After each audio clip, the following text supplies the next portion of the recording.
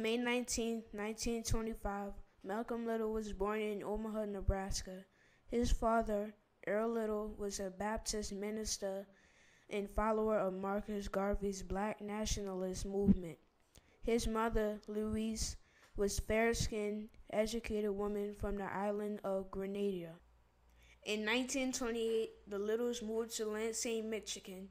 When Malcolm was 6, his father was killed in what police claimed to be a streetcar accident. Louise Little believed he was killed by the whites who did not want him preaching the philosophy of Marcus Garvey.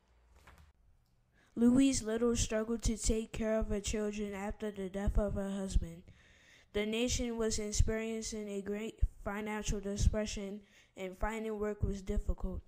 Malcolm was caught stealing food and taken from his mother and sent to live in a foster home. In 8th grade, a teacher asked Malcolm what he wanted to do with his life.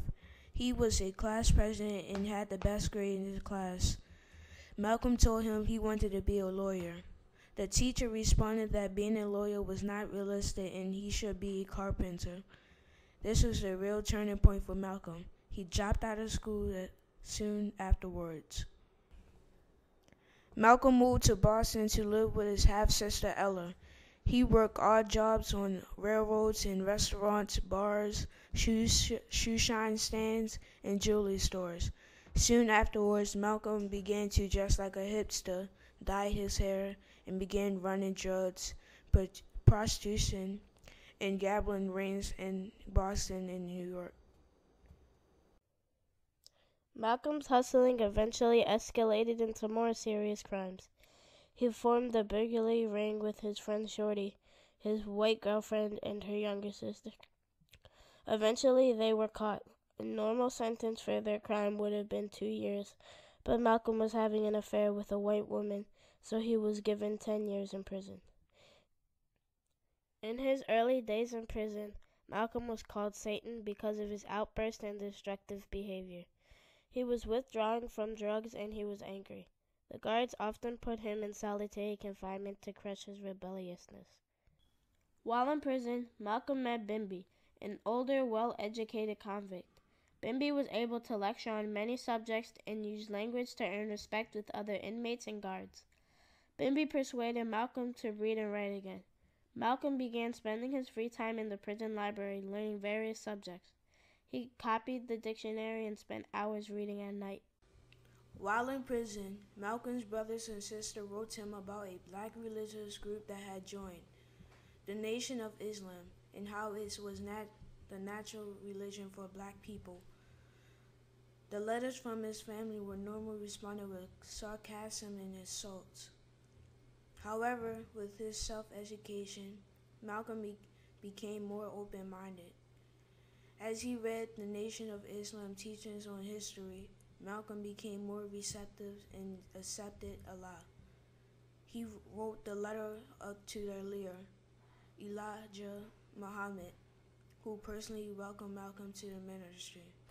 Dismayed that the Nation of Islam was not attracting more followers, Malcolm began an intensive recruiting campaign with Elijah Muhammad's blessing.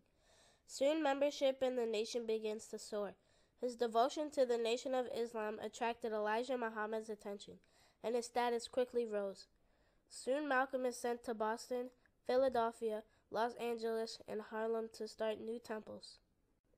At Temple No. 7 in Harlem, Malcolm starts seeking out a new recruit, Betty X, for her thoughts of his lectures. One day he called her on the phone and asked her to marry him. They were married in January 1958 in Lansing, Michigan. They had 6 children together and lived in Queens. A 5-part television documentary, The Hate That Hate Produced, by Mike Wallace is aired in July 1959. The show shocks white people with its language while attracting more recruits in the Nation of Islam. Here on Channel 13, we presented a 5-part series which we called The Hate That Hate Produced. A study of the rise of black racism, of a call for black supremacy among a small but growing segment of the American Negro population. To further publicize the Nation of Islam's message, Malcolm begins publication of Muhammad Speaks, a weekly newspaper. The paper is sold at the temples, on the streets, and newsstands. and becomes very successful in the black community. The government becomes interested in the group because of their growing numbers, militancy, and high proportion of ex-convicts. The FBI starts surveillance on the minister. Malcolm is hurt to learn that his leader and mentor, Elijah Muhammad, was having affairs with several Nation of Islam women and had resulted in children. Since he had joined the Nation of Islam, he had strictly followed the Muslim moral code. His relationship with Elijah Muhammad becomes strained. President Kennedy is assassinated. Malcolm breaks an order by Elijah Muhammad that no minister comments on assassination. Malcolm calls the murder in Dallas a case of the chickens coming to roost. Elijah Muhammad silenced Malcolm for a 90-day period. Malcolm realizes that he was becoming too powerful and the punishment was really to decrease his exposure and popularity.